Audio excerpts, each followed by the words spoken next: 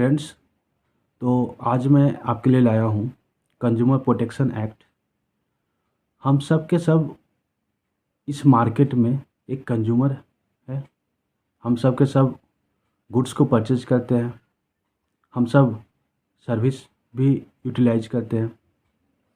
तो जब हम एक सेलर के शॉप से अगर हम एक गुड परचेज कर रहे हैं तो हमारे कुछ राइट्स होते हैं। एज ए कंज्यूमर हमारे कुछ राइट्स होते हैं और उस राइट्स का वायलेशन देखने को मिलता है शॉपकीपर्स के द्वारा।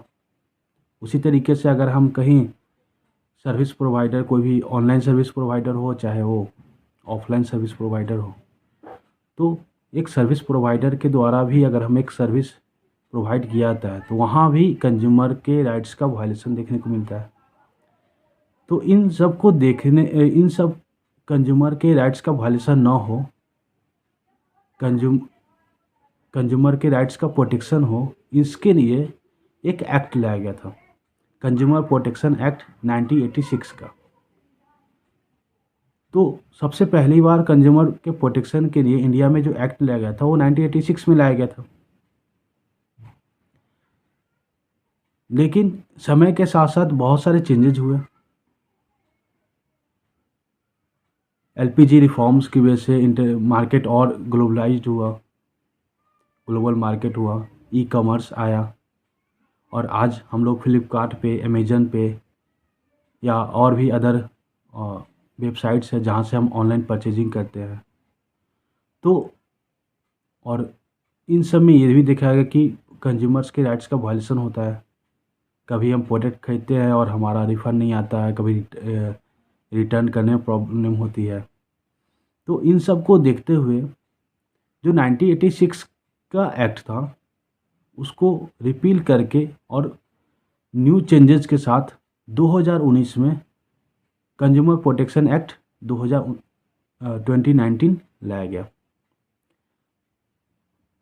इस एक्ट का अगर हम प्रियम्बल को देखें तो इस एक्ट का प्रियम्बल दो ऑब्जेक्टिव को बताता है। First objective, protection of the interest of consumers, consumers के इंटरेस्ट को प्रोटेक्ट करना। ये तो होना ही चाहिए क्योंकि इसी ऑब्जेक्टिव के लिए तो ये कंज्यूमर प्रोटेक्शन एक्ट लाया गया था। दूसरा, to establish authorities for timely and effective administration and settlement of consumer disputes.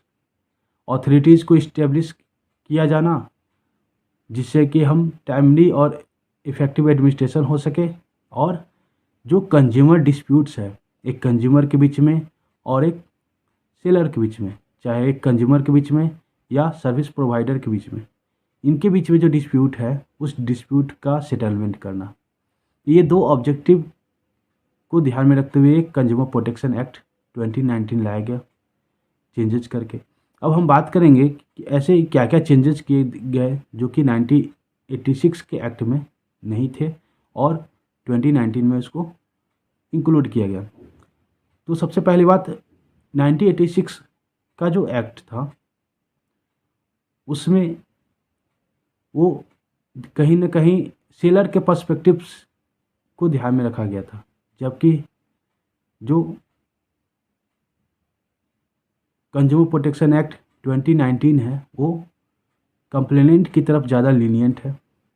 कैसे अगर हम ये बोल सकते हैं, ये कैसे अगर बोले तो कंज्यूमर 1986 के एक्ट के अंदर एक कंज्यूमर को जो कोर्ट केस फाइल करना होता था, कंप्लेंट फाइल करना होता था, उसका जुडिक्शन सेलर के एड्रेस का होता था। जहाँ सेलर का ऑफिस है, जहाँ सेलर अपना बिजनेस चला रहा है, वहीं के कोर्ट का जुडिक्शन होता था, जिससे कंप्लेनेंट को काफ़ी प्रॉब्लम होती थी। जबकि 2019 के एक्ट में जो कंप्लेनेंट का रेसिडेंशियल एड्रेस है, जहाँ कंप्लेनेंट रहता है, वहाँ पे वो उस कोर्ट का जुडिक्शन हो जाएगा, उसी कोर्ट में उसका डिस्प्यूट का मैटर चलेगा।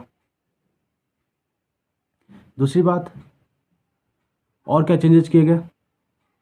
दूसरा, 1986 के एक्ट में कोई रेगुलेटर नहीं था, कोई रेगुलेटर की प्रोविज़न नहीं थी, जबकि 2019 के एक्ट में इसमें एक रेगुलेटर लाया गया जो कि सेंट्रल कंज्यूमर प्रोटेक्शन अथॉरिटी को फॉर्म किया गया।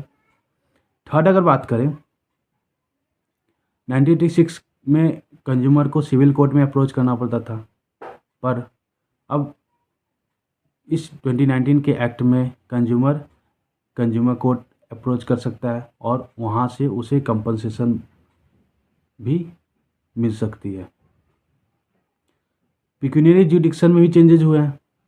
पहले जो भी मैटर्स होते थे 20 लाख तक के, वो डिस्ट्रिक्ट के पास डिस्ट्रिक्ट का जुडिक्शन होता था।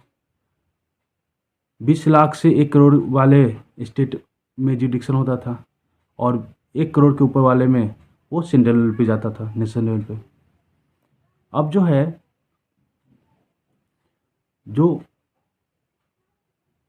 1 करोड़ तक का मामला को उसे डिस्ट्रिक्ट में कर दिया गया कि अगर मैटर जो है डिस्प्यूट अगर 1 करोड़ तक का है तो आप डिस्ट्रिक्ट कंज्यूमर रिड्यूसल कमीशन में जा सकते हैं।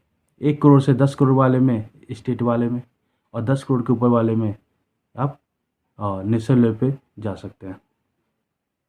पहले कोई ई कॉमर्स का कोई प्रोविज़न नहीं था, ई कॉमर्स के लिए कोई प्रोविज़न नहीं था 1986 के एक्ट में, जबकि 2019 के एक्ट में ई कॉमर्स को भी इंक्लूड किया गया।